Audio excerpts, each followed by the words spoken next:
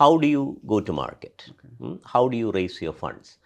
What are the things that you need to be worried about when you start a business? ഇത് serious ആയിട്ട് ഇപ്പം നമ്മുടെ startup മിഷൻ്റെ LinkedIn പേജോ അല്ലെങ്കിൽ Facebook പേജോ എടുത്ത് നോക്കിയാൽ എല്ലാ ദിവസവും ഇതുപോലത്തെ എന്തെങ്കിലും ഒരു പ്രോഗ്രാം നടക്കുന്നുണ്ട്. അപ്പോൾ ആവശ്യത്തിലോ അല്ലെങ്കിൽ അതിലധികമോ പരിപാടികൾ നടക്കുന്നുണ്ട്.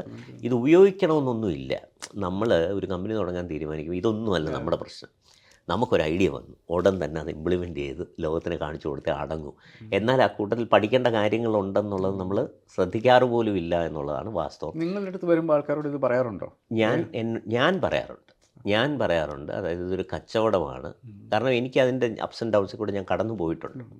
So I don't see innovation as a fancy thing. I see innovation as something that either the society should benefit, or you should benefit, or the innovator or the enterprise, which is the entrepreneur, should benefit. No doubt about it.